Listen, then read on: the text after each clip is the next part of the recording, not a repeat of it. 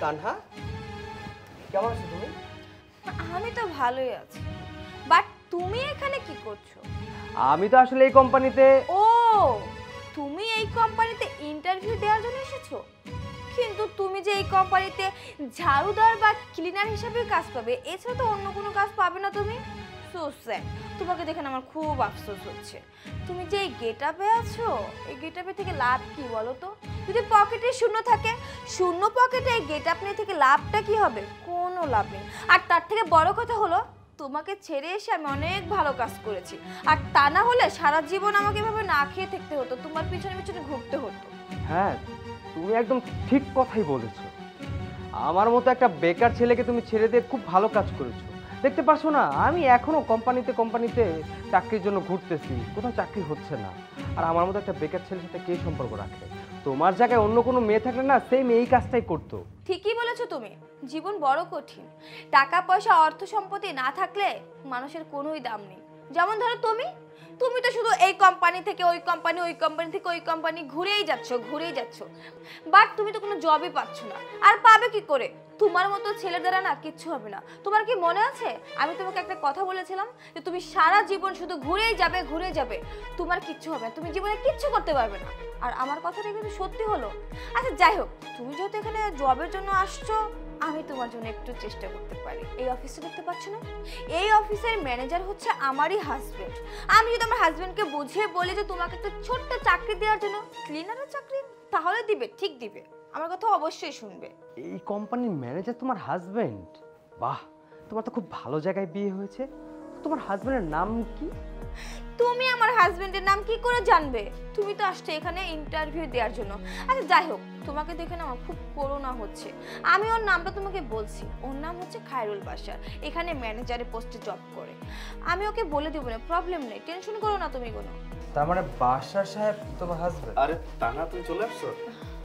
আচ্ছা, আপনি কোথাও যাচ্ছেন নাকি? হ্যাঁ, যাচ্ছিলাম বাইরে একটা কাজে। ওয়েট, তুমি ওকে স্যার কেন বলছো? হ্যাঁ, আরে তুমি কি সব কথা বলছো? আমাদের স্যারকে স্যার বলবো না? আমি যে কোম্পানিতে ম্যানেজার চাকরি করি, এই কোম্পানি তো স্যারের। এই কোম্পানির মালিকই হচ্ছে স্যার। শুধু এই একটা কোম্পানি না, স্যারের এমন আরও 8-10টা কোম্পানি আছে যেখানে আমার মতো হাজারো ম্যানেজার কাজ করে, আর স্যার তাদেরকে খুব আদর যত্ন করেন। পাশা সাহেব, আপনি চুপ করুন, আমি ওনাকে বুঝিয়ে বলছি। হ্যাঁ তানহা, তুমি ঠিক শুনতে পেরেছো, এই কোম্পানির মালিক আমি। শুধু এই কোম্পানি না, এরকম আরও 8-10টা কোম্পানি আছে যেগুলো আমার আন্ডারে না 20 থেকে 30 হাজার শ্রমিক কাজ করে। কি যেন বলতেছিলে? জীবনে বাঁচার জন্য টাকার প্রয়োজন, জীবনে বাঁচার জন্য ভালো চাকরির প্রয়োজন, পকেট ভর্তি টাকা থাকতে হবে, তাহলে জীবনে ভালো থাকা যায়। হ্যাঁ, তুমি একদম ঠিক কথাই বলেছো। এই কথাটা না আমি আগে মানতাম না, কিন্তু যেদিন তুমি আমাকে ছেড়ে চলে গিয়েছো সেদিন আমি হাড়ে হাড়ে বুঝতে পেরেছি। শোনো, তুমি আমাকে ছেড়ে চলে যাওয়ার পর না আমি পাগলের মতো হয়ে গিয়েছিলাম। কি করব, কোথায় যাব, আমার মাথায় কিছু কাজ করতেছিল না। আমি ভেবেছিলাম আমি হয়তো বা বাঁচবো না, আমি হয়তো বা মরে যাব, কিন্তু না, আমি মরিনি। নিজের মনটাকে শক্ত করলাম, ভাবলাম যে না, নিজেকে প্রতিষ্ঠিত করতে হবে, টাকা কামাতে হবে। টাকায় যেহেতু সব সুখের মূল, এই টাকার জন্য আমার ওয়াইফ আমাকে ছেড়ে চলে গেছে, তাহলে সেই টাকাটাকে ইম্পর্টেন্ট দিতে হবে না? আর সেই দিনের পর থেকে আমি টাকার পিছনে ছুটেছি। দেখো, আজকে কোটি কোটি টাকার মালিক আমি। আজকে কি নেই আমার? শুধু নেই তুমি। ভালোই হয়েছে, তোমার মতো একটা বেঈমান মেয়ে আমার জীবন থেকে চলে গিয়েছে। তা না হলে আজকে এই পজিশনে আমি আসতে পারতাম না। মানুষ না ভুল করে, আর ভুল করে মানুষ সেখান থেকে শিক্ষা পায়। আর মুরব্বীর একটা কথা বলতো, ঘরের ভিতর যদি কুফা থাকে সেই ঘরে নাকি কখনো আয় উন্নতি হয় না। কথাটা বাস্তব। তুমি আমার লাইফে কুফা ছিলা, তুমি আমার লাইফ থেকে যখন সরে গেছো তখন আমার লাইফ অটোমেটিক ডেভেলপ হয়ে গিয়েছে। শোনো, তোমার সাথে এত কথা বলে সময় নষ্ট করার সময় আমার হাতে নেই। আমার জরুরি একটা মিটিং আছে, আমার সেখানে যেতে হবে। বাসা সাহেব, আপনি হয়তো বা বুঝতে পারতেছেন না, তাই না? এইসব কি হচ্ছে, সব কিছু মাথার উপর দিয়ে যাচ্ছে, তাই না? আচ্ছা ঠিক আছে, আমি আপনাকে সহজ করে দিচ্ছি। এই যে আপনার ওয়াইফ যাকে দেখছেন, ইনি আমার এক্স ওয়াইফ ছিল। আমার পকেটে যখন টাকা ছিল না, যখন আমি কিছু করতে পারিনি, তখন উনি আমাকে ছেড়ে চলে গিয়েছে। শুনুন, লাইফে ভালো থাকতে হলে টাকা কিন্তু প্রয়োজন আছে। সবসময় পকেটে টাকা রাখবেন, তা না হলে দেখবেন আপনার ওয়াইফ আবার আপনাকে ছেড়ে অন্য কোথাও চলে গিয়েছে। বুঝতে পেরেছেন? বাই দ্য ওয়ে, আমি আমার কাজের জন্য বাইরে যাচ্ছি। আপনার ওয়াইফ এত কষ্ট করে এসেছে, যান ওনাকে নিয়ে ভিতরে যান।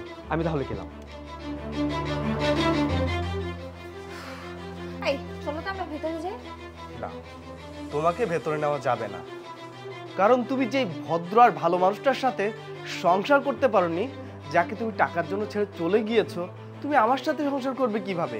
আজ আমার কাছে টাকা আছে, আমি একটা ভালো কোম্পানিতে জব করছি, কাল তোমার জবটা নাও থাকতে পারে, কাল আমার কাছে টাকা নাও থাকতে পারে, তখন তুমি সেমভাবে আমাকেও ছেড়ে চলে যাবে, আমাকে ছাড়তেও তুমি দ্বিধাবোধ করবে না।